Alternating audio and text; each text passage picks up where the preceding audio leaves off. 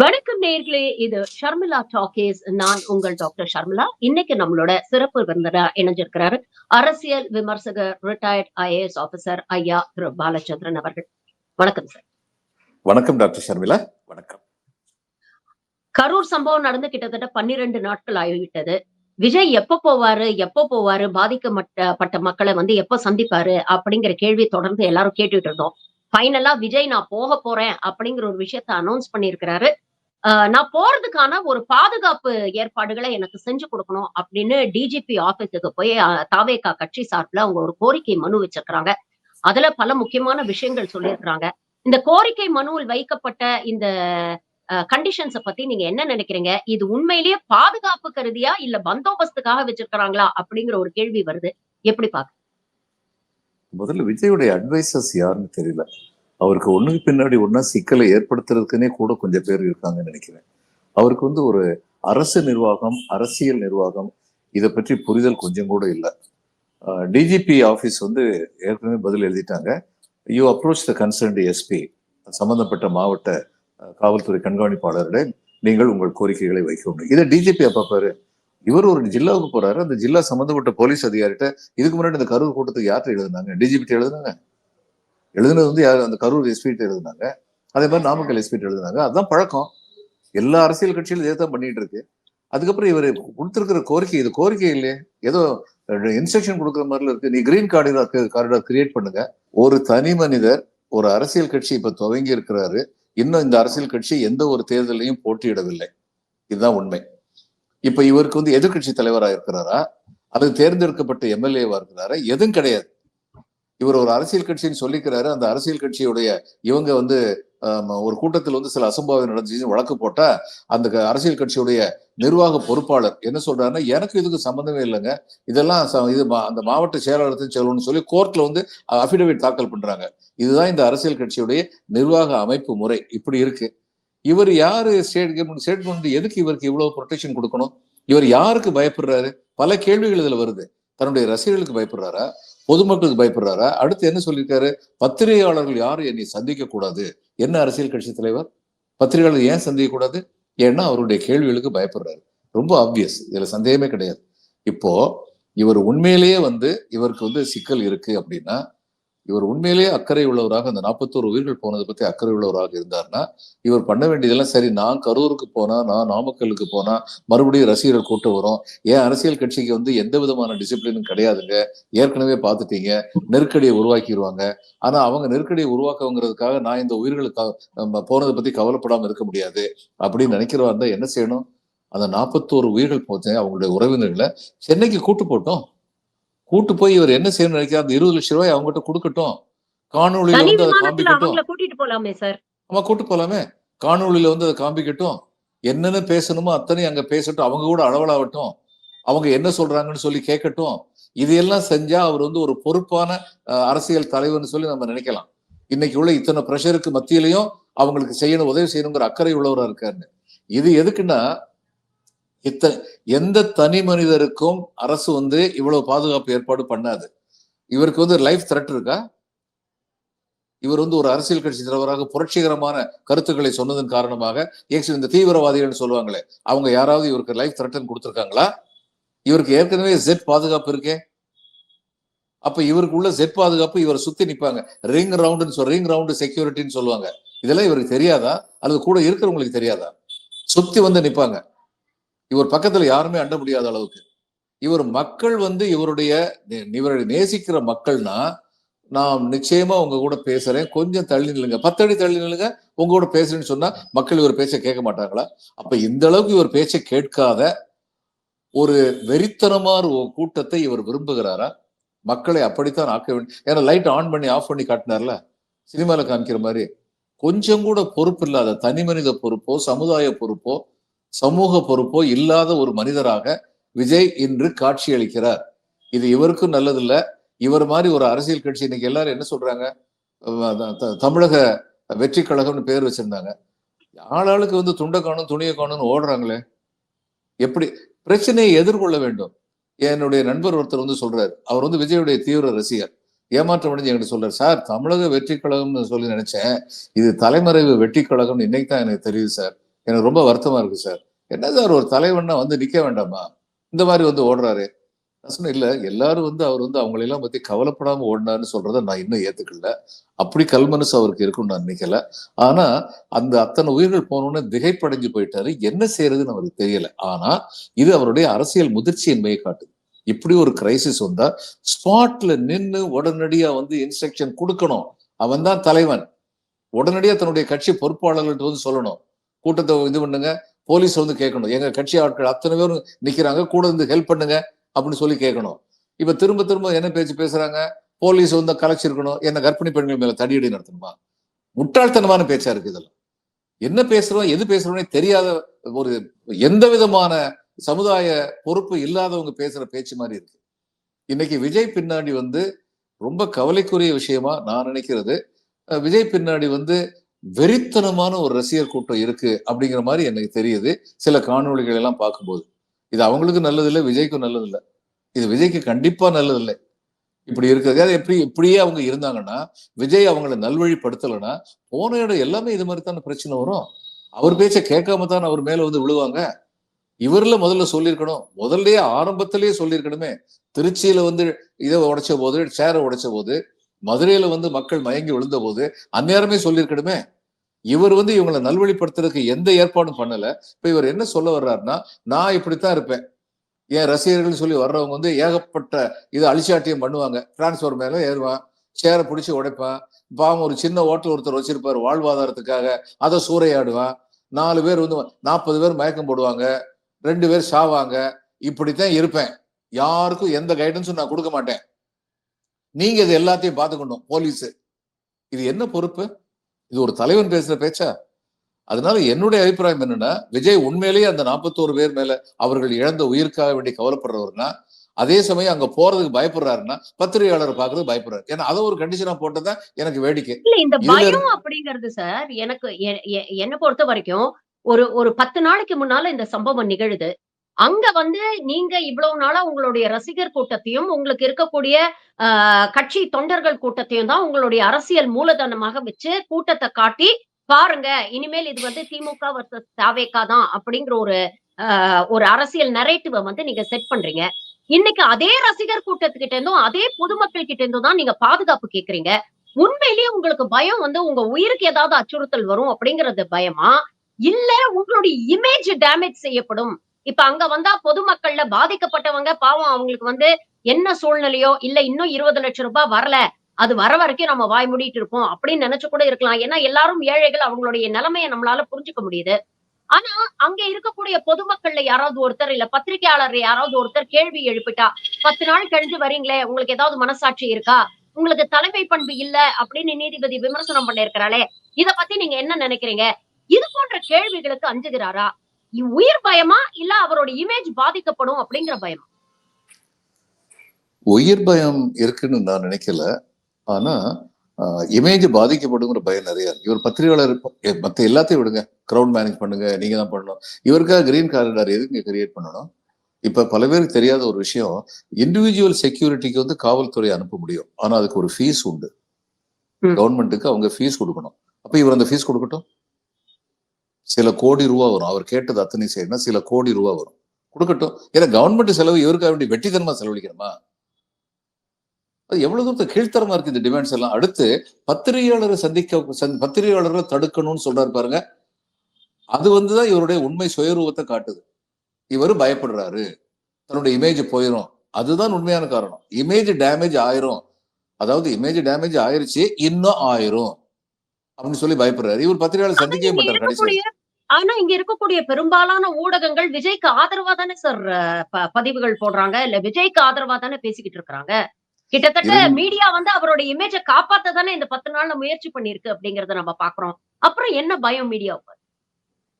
அது சாக்ரட்டிஸ்ன்னு சொல்லி ஒரு இதுல வந்து மெலிட்டஸ்ன்னு ஒருத்தர் வந்து சாக்ரட்டிஸை பார்த்து சொல்லுவாரு, ஒரு குடம் பாலுக்கு ஒரு துளி விஷம், நீ அப்படிப்பட்டவன் பாரு.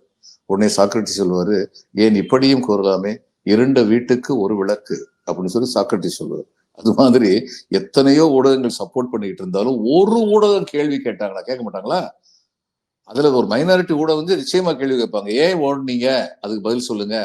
20 லட்சம் கொடுக்குறேன்னு சொன்னீங்களா, அதை கொண்டு வந்தீங்களா, இல்ல ஏதாவது வாய் வார்த்தை சொல்றதுக்கு வந்தீங்களா? இந்த இதுக்கு எந்த அளவுக்கு நீங்க பொறுப்பு, எந்த அளவுக்கு அரசு பொறுப்பு? நீங்க தானே காவல்துறையை வந்து முதல்ல அவங்களுக்கு நன்றி சொல்லிட்டு உங்களுக்கு மீட்டிங் ஆரம்பிச்சீங்க. அதுக்கப்புறம் எப்படி காவல்துறை மேல குறை சொல்றீங்க? இது மாதிரிலாம் கேள்விகள் வராதா? நிச்சயமா வரும். அப்படி வர்றதுக்கு வந்து இவரால ஃபேஸ் பண்ண முடியாது. இப்ப என்ன பயம் எனக்கு இருக்குன்னா, இப்படி ஒரு காட்டுத்தனமான, வெறித்தனமான டெண்டன்சியவே தொடர்ந்து என்கரேஜ் பண்ணணும். அது நல்லதுன்னு சொல்லி விஜய் நினைச்சாருன்னா, விஜய்க்கு பின்னாடி இருக்கவங்க பொறுப்பான சில கட்சிகள் வந்து அவருக்கு பின்னாடி பொறுப்பாக காட்டிக் கொள்கின்ற கட்சிகள் அவருக்கு பின்னாடி இருக்காங்க. ஏற்கனவே வந்து அதிமுக ஒருத்தர் சொல்லிட்டாரு, விஜய் மேல் நடவடிக்கை எடுத்தால் நாங்கள் போராடுவோம்னு சொல்லிட்டாரு. இவர் வந்து ஏற்கனவே சொல்லிட்டாரு, எதிர்கட்சி தலைவர் வந்து தமிழக வெற்றி கழகத்துடைய கொடியோட சில பேர் அந்த மீட்டிங்ல இருந்திருக்காங்க, அவருடைய மீட்டிங்ல. அதனால நல்ல காலம் வருது பாருங்க, கொடி பறக்குது, இதெல்லாம் மறைமுகமா சொல்றாங்க. இப்ப இவங்க யாராவது ஒருத்தர் வந்து விஜயை வந்து கண்டிச்சாங்களா? அப்ப இப்ப என்ன நடத்தணும்னு இவங்க எல்லாம் ஆசைப்படுறாங்க? தமிழகத்துல லா அண்ட் ஆர்டர் ப்ராப்ளம் வரட்டும், இந்த கூட்டம் இப்படியே போய்கிட்டு இருக்கட்டும். அப்போ ஒரு பெரிய லா அண்ட் ஆர்டர் ப்ராப்ளம் வந்ததுன்னா எல்லா பழியும் அரசு மேல சுமத்துவோம். இது வந்து ஒரு பொறுப்புள்ள கட்சிக்கான அழகா? அதனால இது எல்லாமே வந்து ஒரு அரசியல் சார்பு இல்லாதவங்களுக்கு மனசுல வர்ற கஷ்டம். எந்த அரசியலை நோக்கி, எத்தகைய அரசியலை நோக்கி இவர்கள் தமிழகத்தை இழுத்து கொண்டு செல்கின்றார்கள்? இதுதான் உண்மையான வருத்தம். விஜய்க்கு அரசியல் நுழைறதுக்கு எல்லா இதுவும் இருக்கிறது, உரிமையும் இருக்கு. ஆனா பொறுப்பான அரசியல் செய்யணும். அதுக்கப்புறம் அரசியல்வாதி என்ற பக்குவம் வரணும். இவருக்கு என்ன அரசியல்வாதிங்கிற பக்குவம் வந்தது? இந்த மாதிரி சில உயிர்கள் இழந்தோம்னா அந்த இடத்த விட்டு ஓடி போயிட்டாரு. அது வந்து ஒரு முதிர்ந்த அரசியல்வாதியுடைய, அரசியல் தலைவனுடைய பக்குவம் கிடையாது. அதனால வந்து இப்ப மறுபடியும் இந்த லெட்டர் வந்து ரொம்ப சொல்றதுன்னா, ஒரு நிர்வாகத்துல இருந்திருக்கிறேன் நான். இந்த லெட்டர் பார்த்தா நான் என்ன சொல்லியிருப்பேன், இதென்ன இவ்வளவு பெரிய காமெடி பீஸ் அப்படின்னு தான் சொல்லியிருப்பேன். What right has he to demand all these things from the state government? He does not have any right. இதுதான் சட்டப்படி உண்மை. வேண்டுகோள் விடுக்கிறது மாதிரி கவர்மெண்ட் சொல்லி சீண்டி பார்த்துக்கிட்டு இருக்காரு இப்ப கவர்மெண்ட். அதனாலதான் டிஜிபி சொல்லியிருக்காரு, தம்பி போக வேண்டிய இடத்துக்கு போ, நீ வந்து டிஸ்ட்ரிக்ட் எஸ்பிட்ட போ, எஸ்பிட்ட தான் போகணும். ராயப்பான்னு சொல்லி ஒருத்தர் வந்து சீஃப் செக்ரட்டரியா இருந்தார். அவர் ஒரு காலத்துல என்ன பண்ணாரு, இவர்கிட்ட டிஸ்ட்ரிக்ட் கலெக்டர் சொல்லி அவருடைய நிலம் வந்து ஒரு நிலம் வந்திருந்த தஞ்சாவூர் பக்கத்துல நினைக்கிறேன். இது அடிக்கடி தமிழ்நாடு காடர்ல வந்து என்னுடைய நண்பர்கள் சொல்ல கேட்டிருக்கேன் நான். அவர் வந்து என்ன சொல்லிட்டாரு, இதுக்கு வந்து என்னுடைய அந்த நிலத்துக்கு வந்து இது வந்து ஏதோ ஒரு டாக்குமெண்டேஷன் வேணும் அப்படின்னு சொல்லி கேட்டிருக்காரு. கேட்டபோது அந்த நிலத்துடைய கேரக்டர் இதுதான், ஹோம் ஸ்டே நிலம், வீடு கட்ட நிலம்னு சொல்லி அவரு அந்த விஏஓ மேல, அந்த வில்லேஜ் முன்சிப் மேல கொஞ்சம் ப்ரெஷர் வந்திருக்கு, சீக்கிரமா கொடுங்கன்னு. வில்லேஜ் முன்சிப் வந்து ரெக்கார்டு எழுதிட்டாரு, இது வந்து ரெக்கார்ட்ல பார்த்தீங்கன்னா சுடுகாட்டு நிலம், இங்கெல்லாம் வந்து அது மாதிரி ஹோம் ஸ்டே எல்லாம் கொடுக்க முடியாதுன்ட்டு. சீஃப் செக்ரட்டரி உடனே ராயப் வந்து டிஸ்ட்ரிக்ட் கலெக்டர் வந்து கேட்டாராம், என்ன இது இந்த மாதிரி கொடுத்துட்டாரு அப்படின்னு. டிஸ்ட்ரிக்ட் கலெக்டர் கேட்டாரா, சார் நீங்க அப்ளிகேஷன் போட்டீங்களாங்க? சீஃப் செக்ரட்டரி அப்ளிகேஷன் என்னப்பா, நான் சொன்னேன் நானு இது செய்யணும்னு சொல்லி. இல்லை சார், அது கன்சர்ன்டு பர்சன் வந்து வில்லேஜ் முன்சிப், அவருக்கு வந்து ஒரு அப்ளிகேஷன் போட்டிருந்திருக்கணும். எங்கிட்டே அப்ளிகேஷன் கொடுத்தா கூட ஆல் திஸ் இஸ் ரூமர், அது ஆனா நடந்திருக்கிறதுக்கு வாய்ப்பு இருக்கு. அப்ப இவர் வந்து அதே மாதிரி அப்ளிகேஷன் கொடுத்த உடனே அதுக்கப்புறம் வில்லேஜ் முன்சிப்ட வந்து நேர இவருடைய ஆட்களோ போய் அப்ளிகேஷன் கொடுத்து இதை நீங்க பாருங்கன்னு சொன்னோம்னா, அதே முன்சிப் அதுக்கப்புறம் என்ன எழுதினாரா, இது வந்து சுடுகாட்டு நிலம்னு சொல்லி கடந்த 80 ஆண்டுகளாக ரெக்கார்ட்ல இருக்கு. ஆனா the character of the land has changed over a period of time. இப்ப பக்கத்துல பல பேர் வீடு கட்டியிருக்காங்க, அதனால இதுவும் வீடு கட்டக்கூடிய நிலம் தான் அப்படின்னு சொல்லி அதுக்கப்புறம் சர்டிபிகேட் கொடுத்தாராம். இதை எதுக்கு சொல்லுவாங்கன்னா, யார் பெரியவர் சின்னவர், அந்த இடத்துல உட்கார்ந்து இருக்கிறவர் வந்து அந்த இடத்துக்குரிய அதிகாரத்துல இருக்கிறாரு, அவர் மரியாதை செய்ய கத்துக்கணும். நான் ஜங்கிப்பூர் சப் டிவிஷன்ல வந்து சப் கலெக்டரா இருந்தேன். நான் போய்கிட்டு நேஷனல் ஹைவேஸ்ல வந்து லால்பாக் சப் டிவிஷன் ஏரியால வந்து சில பேர் இது பண்ண ட்ரக்கை வந்து இது பண்றதுக்கு கொள்ளையடிக்க முயற்சி பண்ணிட்டு இருந்தாங்க. என்னுடைய இவன் கான்ஸ்டபிள் வந்து ஆர்ம்டு கான்ஸ்டபிள், உடனடியே அவனை வச்சு நீ இங்கேயே நில்லு அப்படின்னு சொல்லிட்டு இவரை டிரைவரை வந்து நீயும் லாட்டியோட நில்லு சொல்லி 2 பேரும் மட்டும் நிப்பாட்டிட்டு நான் வண்டியை ஓட்டிக்கிட்டு இதுக்கு போனேன், போலீஸ் ஸ்டேஷனுக்கு போனேன். போய் நான் வந்து போலீஸ் ஸ்டேஷன்ல அவரை பார்த்தோன்னே, என்னை பார்த்தோன்னே, ஐயா உட்காருங்க, வழக்கமா அந்த இன்ஸ்பெக்டர் இதுல வந்து சேர்ல வந்து நிர்வாகத்தை சேர்ந்த இவங்க சப் கலெக்டர் இவங்க எல்லாம் வந்து உட்காருது, அவங்க ஆஃபர் பண்ணுவாங்க. நான் உடனே சொன்னேன், இல்லைங்க இந்த சேர்ல நான் உட்கார முடியாது, ஏன் சப்டிவிஷன் இல்லை, இது நீங்க தான் உட்காரணும், நான் இந்த பிரச்சனைக்காக வந்திருக்கேன், அதனால நீங்க ஃபோர்ஸ் அனுப்பி அது பண்ணி. இந்த மரியாதை நம்ம கொடுக்கறதுக்கு நமக்கு தெரியணும். அந்த இடத்துல அதிகாரம் உள்ளவர் வந்து, பொறுப்பு உள்ளவர் வந்து அந்த இன்ஸ்பெக்டர், அவருக்கு மேல நான் கிடையாது. என்னுடைய சப்டிவிஷன்ல நான் வந்து சீனியர் ஆபீசர், அங்க கிடையாது. அது மாதிரி விஜய்க்கும் தெரியணும். எதுக்கு எடுத்தாலும் டிஜிபி போறா டிஜிபிக்கு வர வேலை இல்லையா? நீங்க ஒரு இடத்துல வந்து மீட்டிங் போறீங்க, நீங்க வந்து மக்களை பார்க்கணும்னு சொல்லி நிக்க, அது உங்க பொறுப்பு. போறதுக்கு பயமா இருந்தா போகாத, அவங்கள நீங்க கூப்பிட்டு வச்சுக்கோங்க. அந்த ஐடியா ஏன் தோண மாட்டேங்குது? ஏன்னா மிஸ்ஷிஃப், இது விஷமா, இல்ல பிரச்சனையை கிளப்பணும் அப்படிங்கிறதுக்காக எழுதுறது. இல்ல ஒரு ஒட்டுமொத்த ஒரு நரேட்டிவ் செட் பண்ண முயற்சி பண்றாங்களா சார்? ஏன்னா, ஆமாம், இங்க வந்து ஆமாம். விஜய் வந்து எனக்கு பாதுகாப்பு இல்ல. அதனால பாதுகாப்பு ஏற்பாடுகள் பண்ணணும்னு இங்க ஒரு கோரிக்கை மனு குடுக்குறாரு. பேரலலா பாஜகவை சேர்ந்த நயினார் நாகேந்திரன் சொல்றாரு, விஜய் உயிருக்கு ஆபத்து இருக்கு. அதனால அவர் இந்த கோரிக்கைய கேட்கறது என்ன தப்பு அப்படின்னு சொல்றாரு. இன்னைக்கு உச்சநீதிமன்றத்துல ஒரு வழக்கு வந்து விசாரணைக்கு வரப்போகுது. அங்க என்ன இவங்க பிரேயர் வச்சிருக்காங்க அப்படின்னு பார்த்தீங்கன்னா, இந்த எஸ்ஐடி சிறப்பு புலனாய்வு குழு இந்த கேஸ விசாரிக்க கூடாது. ஏன்னா, ஒரு தமிழ்நாட்டு போலீஸ் மேல எங்களுக்கு நம்பிக்கை இல்ல. அப்படிங்கிற ஒரு காரணத்த சொல்றாங்க. இல்ல இந்த எஸ்ஐடி தான் விசாரிக்கணும்னா, ஒரு உச்சநீதிமன்ற வந்து ஒரு ரிட்டயர்டு ஜட்ஜ வந்து தலைமையில இத மேற்பார்வை செய்யறதுக்கு நீங்க வந்து அப்பாயிண்ட் பண்ணணும். அப்படிங்கிற ஒரு கோரிக்கை வைக்கிறாங்க. இவங்க ஆல்ரெடி கிரியேட் பண்ண இந்த கான்ஸ்பிரசி தியரிஸ் எல்லாம் ஒர்க் பண்ணாம போயிடுச்சு அப்படிங்கிறதுனால, மறுபடியும் இந்த கேஸ வந்து லைவா வச்சுக்கணும் அப்படிங்கிற முயற்சியில இறங்குறாங்களா? மீண்டும் வந்து இறங்குறாங்க. ஒரு ஒரு நிகழ்ச்சிய கரூர்ல நடத்தணும் அப்படிங்கிற ஒரு முயற்சியில ஈடுபடுறாங்களா அப்படின்னு தோணுது. அதாவது கரூர் மாதிரி ரிப்பீட் பண்ணணும்னு நினைக்கிறாங்களோ இல்லையோ, டென்ஷனாவே வச்சிருக்கணும். ம். மக்களை வந்து நம்ம வந்து பயிற்சி கொடுக்க கூடாது. ஒரு தரமாவது இவ்வளவு தூரம் லெட்டர் எழுதுற விஜய் தன்னுடைய ரசிகர்களுக்கு, நான் வந்து இளவு வீட்டுக்கு போறேன், அவங்களுக்கு ஆறுதல் சொல்றதுக்கு போறேன், தயவு செய்து கூட்டம் கூடாதீங்க, இது என்னுடைய வேண்டுகோள் அப்படின்னு ஒரு காணொளி போடட்டும். ஏன் போட மாட்டேங்கிறாரு? அதுல இருந்து என்ன தெரியுது? வேணும்னே நீங்க சொல்ற மாதிரி they are setting a narrative. இது ரொம்ப தப்பு. அதாவது இவங்களுடைய இப்ப பிஜேபி வந்து தமிழ்நாட்டுல வந்து ஏன் வேரூன்றலை அப்படிங்கிறது அடிப்படை காரணம் என்ன? பிஜேபி திமுகவை எதிர்த்து அரசியல் பண்ணா வேரூன்றோம். அவங்க தமிழ்நாட்டை எதிர்த்து அரசியல் பண்ணிட்டு இருக்காங்க. தமிழக மக்களை எதிர்த்து அரசியல் பண்ணிட்டு இருக்காங்க. அது தமிழக மக்களுக்கு புரிஞ்சிருக்குங்கிறதுனாலதான் அவங்க இத்தனை வருஷம் கழிச்சு இவ்வளவுதான் வந்திருக்காங்க. இதுக்கு மேல வர முடியல. அதனால எந்த வழியிலயாவது வரணும். இவனை யூஸ் பண்ணுவோம். யூஸ் அண்ட் த்ரோ தான். இப்ப விஜய் யூஸ் பண்ணி இங்க ஒரு லா அண்ட் ஆர்டர் கிரியேட் பண்ணிட்டோம்னா நமக்கு வசதியா இருக்கும்னு நினைக்கிறாங்க. நாளைக்கு விஜய் யூஸ் பண்ணி இவங்க பதவிக்கு வந்துட்டாங்கன்னா விஜய்க்கு ஏதாவது மரியாதை இருக்க போதா? அன்னைக்கு விஜய்க்கு தெரியும் நம்ம நிலைமை என்னன்னு சொல்லி. அதனால இது வந்து late realisation. Vijay is a very immature boy. அவருக்கு என்ன அரசியல் தெரியும் பாவம். மாட்டி வச்சு வேடிக்கை பார்க்கணும்னு நினைக்கிறாங்க. ரஜினிகாந்த் தப்பிச்சுக்கிட்டாரு. விஜய் தப்பிச்சுக்கிட்டா, இப்போ கூட விஜய் தப்பிச்சுக்கிட்டா அவருக்கு நல்லது. இல்லைன்னா சரி, அவருக்கு தான் சிக்கல். இந்த பழி ஒரு நாள் வந்து இந்த விஜய் மேல இது எத்தனை நாளைக்கு ஏமாத்த முடியும்? ஒரு நாள் வந்து எல்லாருக்குமே தெரிய போது இவர் தான் இத்தனைக்கும் காரணம் அப்படின்னு இவரை நம்பிக்கொண்டிருக்கின்ற ரசிகர்களுக்கு ஒரு நாள் தெரியத்தான் போகுது. அதனால அப்படிப்பட்ட சூழ்நிலை வர்றதுக்கு முன்னாடி தன்னை பொறுப்புள்ளவனை மாத்திக்கணும். இப்படி எல்லாம் அழிச்சாட்டியம் பண்ற சின்ன பிள்ளை மாதிரி லெட்டர் கொடுக்க கூடாது. இந்த லெட்டர் வந்து நான் சொன்னேன்ல, இது ஒரு காமெடி பீஸ். நாங்க பார்த்தோம்னா சிரிப்போம். இது என்னது, இருந்தாலும் என்ன நினைச்சிட்டு இருக்காரு? இந்தியாவுடைய ஏக சக்கராதிபதியை நினைச்சுக்கிட்டு இருக்காரா? நான் செல்லும் இடங்களில் கிரீன் காரிடார் இருக்க வேண்டும், நான் செல்லும் இடங்களில் வேகத்தடை இருக்கக்கூடாது, மக்கள் என்னை வந்து குழுமி சந்தித்து விடக்கூடாது, பத்திரிகையாளர்கள் என்னை சந்திக்க கூடாது, இதெல்லாம் கேட்கறதுக்கு ஹூ ஆர் யூ? போற இடத்துலலாம் போற வழி ஃபுல்லா செக் போஸ்ட் போடணும். ரோந்து போலீஸ் இருக்கணும். டூ வீலர்ஸ் இவருடைய வண்டிய பின்தொடராம அவங்க பாதுகாக்கணும். அது மட்டும் இல்ல, இவர் நடத்தக்கூடிய அந்த நிகழ்ச்சியோடைய 1 கிலோமீட்டர் சுற்றளவில் போலீஸ் பாதுகாப்பு போட்டு பொதுமக்கள் வரக்கூடாது அப்படிங்கிறாரு. அங்கே வாழக்கூடிய பொதுமக்கள் அவங்களுடைய அன்றாட வாழ்வாதாரம் இருக்கு, வேலைக்கு போகணும். இவ்வளவு விஷயங்கள் இருக்கு. இத பத்தியெல்லாம் இவர் கவலைப்பட்டதாவே தெரியல. ஒரே எனக்கு ஒண்ணுதாங்க. உண்மையிலேயே போலீஸ் இல்ல, ஒரு போலீஸ் should say, போலீஸ் வந்து ம். என்ன சொல்லணும்னா, if you have all this apprehension, உங்களுக்கு இவ்வளவு அச்சம் இருந்ததென்றால் இந்த அரசு நிர்வாகத்துடைய முழு மொத்த காவலும் உங்களுக்கு ஒருவருக்காக வேண்டி நாங்கள் திசை திருப்ப முடியாது. எனவே ஆனால் அதே சமயம் அந்த 41 பேரை பார்க்க வேண்டும், உயிரிழந்தவர்களுடைய குடும்பங்களை பார்க்க வேண்டும் என்ற உங்களுடைய அக்கறையை நீங்கள் நிறைவேற்ற வேண்டும் என்றால் அவர்களை நீங்கள் சென்னைக்கு அழைத்து சென்று பார்த்துக் கொள்ளுங்கள் அப்படின்னு சொல்லிட்டு முடிச்சிடும். ஒரு கவுன்சிலர் எலெக்ஷன் கூட ஜெயிக்கல விஜய். இப்படி இவ்ளோ தூரம் வந்து மக்களுடைய வரி பணத்த வீணடிக்கிறோம் அப்படின்னு கொஞ்சம் கூட கவலைப்படாம இது போன்ற கோரிக்கைகள வைக்கிறாரு.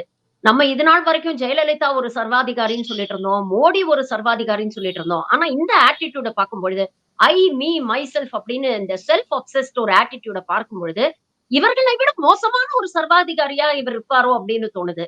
ஆனா ஜனநாயகன்னு ஒரு கூட்டம் வந்து இவர தூக்கி பிடிக்குது. இத எப்படி இந்த உளவியல புரிஞ்சுக்கிறது? பொதுமக்கள் இவ்வளவு நடந்ததுக்கு அப்புறமும் பொதுமக்கள் கிட்ட எங்களுக்கு சப்போர்ட் இருக்கு அப்படின்னு சொல்றாங்களே, இது எப்படி பார்க்கிறது? பாதிக்கப்பட்ட எப்படி மக்களே பாக்குறேன்னா, வந்து வாய சினிமா திறந்து விமர்சனம் கூட வைக்க மாட்டேங்கிறாங்களே. சினிமா மாயை வச்சு கட்சியை வளர்த்தாங்கல்ல, இந்த திராவிட கட்சியிட்ட கேளுங்க. அங்கதான் பிரச்சனை ஆரம்பிச்சது. இந்த பிரச்சனை இன்னும் முத்திக்கிட்டே போகுது. இனிமேலாவது ஸ்டாலின் ஒரு விஷயத்துல கிளீனா இருந்தார், ரொம்ப கிளியரா இருந்தார். சினிமாக்காரங்களுக்கு இங்க இடம் இல்லை. நல்லவங்களா கெட்டவங்களா பேச்செல்லாம் கிடையாது. சினிமா பாப்புலாரிட்டியோட இங்க வேண்டாம். அது டி ராஜேந்திரா இருக்கட்டும், குஷ்புவா இருக்கட்டும், யார் வேணாலும் இருக்கட்டும். அதனால இன்னைக்கு அந்த கட்சி வந்து அதுல இருந்து மயக்கத்திலிருந்து தெளிஞ்சு வந்துட்டு இருக்கு. ஆனா ஏற்படுத்தப்பட்ட இம்பாக்ட் இன்னும் வந்து பாதிச்சுக்கிட்டு தான் இருக்கு. அண்ணாவுக்கு வந்து அன்னைக்கு வந்து urban side was in the hands of DMK. Madras corporation அவங்க பிடிச்சிட்டாங்க. முனிசிபல் எலெக்ஷன்ல அவங்க வந்துகிட்டு இருக்காங்க. இன்னும் கொஞ்ச நாள் கழிச்சு ரூரலுக்கு போகலாம். ஆனா அவங்களுக்கு அவசரம். எம்ஜிஆர் தேவைப்பட்டார். ஆனா இன்னைக்கு அதனுடைய இம்பாக்ட் பாருங்க. அதனால மக்கள் வந்து எப்படி இருக்காங்க? சில பெண்கள் பேசுறதை பார்க்கும்போது நமக்கு வந்து ரொம்ப ரொம்ப மனசு வருத்தமா இருக்கு. என்னுடைய கணவனோட எனக்கு விஜய் தான் பிடிக்கும். இது என்ன பேச்சு? அதனால இந்த இருந்து இந்த மயக்கத்திலிருந்து மக்கள் விடுபடணும்னா தொடர் பிரச்சாரம், விழிப்புணர்வு ஊட்டுவது, இதெல்லாம் பண்ணணும். விஜய் வந்து எப்படிப்பட்ட தலைவராக இருப்பதற்கு தகுதி இல்லாதவராக இருக்காருங்கிறதுக்கு இந்த இந்த கடிதம் தான் மிகப்பெரிய ஆதாரம். இப்படி ஒரு கடிதத்தை எழுதுறவர் வந்து எந்தவித தலைமை பொறுப்புக்கும் தகுதி இல்லாத ஒரு ஆள். என் ஒருவனுக்காக இந்த இதைய வந்து தமிழக காவல்துறையை ஸ்தம்பிக்க வச்சிருங்க. தமிழ்நாட்டுல நான் போற இடத்த ஸ்தம்பிக்க வச்சிருங்க. அங்க எதுவும் இருக்கக்கூடாது அப்படின்னு சொல்றது வந்து ஒரு தலைவரா? ஐ ஃபீல் வெரி இப்போ சேட். தமிழ்நாடு அரசு இதை ஒத்துக்கல, இவ்வளவு எல்லாம் எங்களால ப்ரொடெக்ஷன் கொடுக்க முடியாது அப்படின்னு சொல்லி கரூர் எஸ்பி தரப்புல இருந்து நிராகரிச்சுட்டாங்கன்னா விஜய் அடுத்தது என்ன பண்ணுவாருன்னு நினைக்கிறீங்க? இல்ல அவங்க அப்படி சொல்லணும்னு இவங்க எதிர்பார்க்கறாங்க, பாலிடிக்ஸ் பண்ணணும்னு. ஆனா நான் நினைக்கிறேன் காவல்துறை அப்படி சொல்லாது. காவல்துறை வந்து மேற்கோள் காட்டுவாங்க. இந்த மாதிரியே பண்றதுங்கிறது வந்து நீங்க வந்து ஒரு அரசியல் தலைவராக இருந்துக்கும் பொழுது பொதுமக்களை சந்திக்க கூடாது. 1 கிலோமீட்டர் காரிடர் ஏற்படுத்தணும்னா பிரசிடென்ட்டே கிடையாது. அது மாதிரி செய்ய முடியாது. இது அடுத்து வந்து உங்களுடைய தனிப்பட்ட பாதுகாப்புக்காக ஃபார் யுவர் செக்யூரிட்டி, இது கேட்கறது எல்லாமே தன்னுடைய செக்யூரிட்டிக்காக கேட்கிறாரு. தனிப்பட்ட செக்யூரிட்டிக்கு உள்ள ரூல்ஸை நீங்க ஃபாலோ பண்ணுங்க, நீங்க ஏற்பாடு பண்ணுங்கன்னு சொன்னா போதும். கொடுங்க, சில கோடி ரூபாய்கள் முதல்ல டெபாசிட் பண்ணுங்க, பண்ணட்டும். அதை பண்ண மாட்டாங்க. இந்த 20 லட்சம் கொடுக்குற சொன்னதே இன்னும் கொடுக்கலையே. கொடுக்கிற போது பார்ப்போம். பொறுத்திருந்து பார்ப்போம் என்ன நடக்கிறது அப்படிங்கறத.